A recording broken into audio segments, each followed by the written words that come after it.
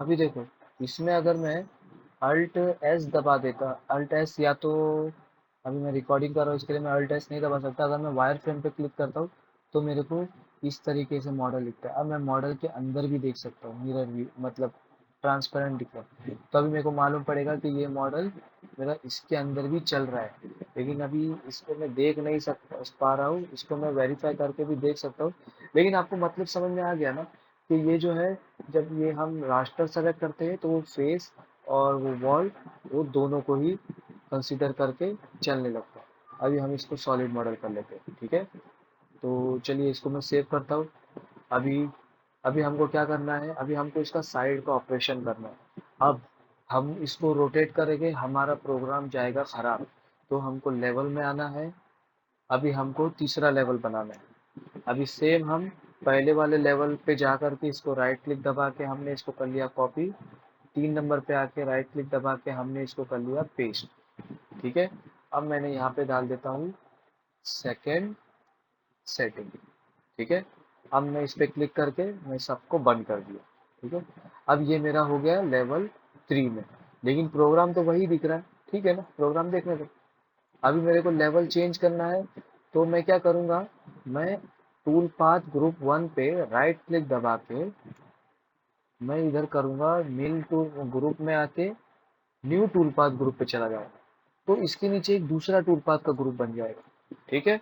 मैं इसमें मैच नहीं कर रहा हूँ ताकि आसानी के साथ मैं दोनों प्रोग्राम को चेक कर सकूँ। अभी मैं इसको कर लेता हूँ आइसोमेट्रिक। अब मुझे इसको रोटेट करना है। मुझे ये जो गुरु है ना, मुझे ये गुरु है, मुझे इसको ऊपर लाना है। तो ऊपर लाने के लिए क्या तरीका है, पहले तो इसमें मैं अगर मैं यहाँ से पकड़ के अगर इसको रोटेट करूंगा तो ये ऊपर आ जाएगा, यहाँ से पकड़ना पड़ेगा ना। ये कौन सा व्यू है, ये है राइट व्यू। तो मैं यहाँ पर सेलेक्ट कर लेता हूँ राइट व्यू। ठीक है, कलर चेंज हो गया, मतलब राइट वाला एक्टिव हो गया। अब मैं आ जाता हूँ ट्रांसफॉर्म में। मैं सेलेक्ट कर लेता हूँ रोटेट और अल्ट ए, और मैं सेलेक्ट कर लेता हूँ एंड पर। ये देखो, अब मैं मूव पे जाऊंगा तो ये, हाँ ये 3 है ना, सॉरी, इसको एक कर लेते हैं अपन। और इसका डिग्री 90 ही है, चलो 90 पे रख देते, 90 ही चाहिए अपने को। वैसे तो आप चाहे तो इसको ऐसा, पहले ये ऐसा होता, आपको इसको मैनुअली लाना है। ये देखो 90 पे आने के बाद ये ऑटोमेटिकली दिखा रहा है। अब ये 95 है, अब ये 90, 90 पे आने के बाद इसको क्लिक कर दिया, ओके कर दिया। और अभी मैं इसको दोबारा से इसको कर लेता हूँ टॉप, और मैं कलर कर लेता हूँ इसका चेंज अभी। ठीक है। अब मेरे को करना है, इसको मेरे को करना है लाइन को सेंटर पर। तो मैं पूरी लाइनों को सेलेक्ट करके एक साथ में डिलीट कर देता हूँ। ठीक है। अब मैं क्या करूँगा, मेरे को अभी देखो ये जॉब मेरा सेंटर में नहीं है, मुझे इसको सेंटर में लाना है। और अच्छा, कभी एज लाना हो तो, अगर इस जॉब को मेरे को एज से काम करना है तो बहुत आसान तरीका है। मशीन पे आओ, सॉरी, ट्रांसफॉर्म में आओ, मूव टू ओरिजिन। सेंटर में लेने का तो आपको पता है, बाउंडिंग बॉक्स में आ गए, बाउंडिंग बॉक्स क्लियर करे, एक लाइन टू लाइन ज्वाइन करे और ओरिजिन ले लिए। लेकिन अगर आपको एज पे काम करना है तो उसके लिए भी अपन बाउंडिंग बॉक्स ले सकते हैं। चलो मैं बाउंडिंग बॉक्स से लेके दिखाता हूँ, ये ज़्यादा अच्छा होता है। सेलेक्ट कर लिया, ओके कर लिया। अभी मुझे क्या करना है, ये एज चाहिए, ये सेंटर चाहिए। तो मैं क्या करूँगा, ट्रांसफॉर्म, मूव टू ओरिजिन, और वापस से मैं मिड मिड पॉइंट के लिए एम दबा दूंगा। और मुझे ये लाइन चाहिए मिड पॉइंट की, तो मैं इसको क्लिक कर लिया। और ये कुछ तो एरर आ रहा था, वो बता रहा है कि हमने वो मॉडल की लाइनों को डिलीट कर दिया, इसके लिए ऐसा हो गया। तो चलिए कंट्रोल जेड दबाते हैं, ओके कर दिया, ओके कर दिया। ठीक है। अभी मैं एक काम करता हूँ, वापस से इसको ये लाइन को मैं हटा देता हूँ। ठीक है ना, यही लाइन से वो प्रॉब्लम आया। मैं सीधा ट्रांसफॉर्म में आके मूव टू ओरिजिन कर रहा हूँ। यही होता है जब हम मास्टर के में मॉडल बनाते हैं ना, उसको प्रोग्रामिंग करने में बहुत डिफिकल्टी आती है। इसके लिए मैंने अगले लेक्चर के लिए ना एक अपना अलग मॉडल रेडी रखा हूँ। उसको अपन लाइन वाइन को कुछ डिलीट नहीं करना होता है, और वो कहीं पे भी मूव करो तो वो ज़्यादा बेटर होता है। तो चलिए अभी मैं इसको मिड पॉइंट से ही इसको मूव करने की कोशिश करता हूँ, लेकिन ये नहीं हो रहा है क्योंकि हमारा ये हमने लाइन डिलीट कर लिए थे। तो चलिए अभी वो लाइन को मुझे लाना ही पड़ेगा, कंट्रोल जेड। तो ये लाइन मेरी आ गई है। अब देखते हैं ट्रांसफॉर्म करके, move to origin, mid point, अब आ गया। अब ये लाइन आ गया। चलो अभी वो लाइन को हम कुछ नहीं छेड़ते, वो जैसा है वैसा ही रहने देते। अभी हमको क्या करना है, अभी हम टॉप व्यू पे आते हैं, और हम देखते हैं अभी ये सेंटर में है क्या, नहीं नहीं है, हमको एच चाहिए था, ये साइड चाहिए था, हमको कंफर्म करना है। तो पहले हम टॉप पे चेक करते हैं। टॉप हमारा होना चाहिए Z0 का, एक्स होना चाहिए हमारा 125 माइनस, और प्लस में भी 125 माइनस होना चाहिए। क्योंकि हम एज ले रहे हैं तो हमारा Y0 आना चाहिए। ये देखो Y0 मतलब हमारा सेंटर जॉब का सही है। अभी हमको कर्व ड्रॉ करना है, तो हम प्रोग्राम बनाना स्टार्ट का, तो हम कर्व में आ जाते हैं। हम सेलेक्ट कर लेते हैं ये और ये।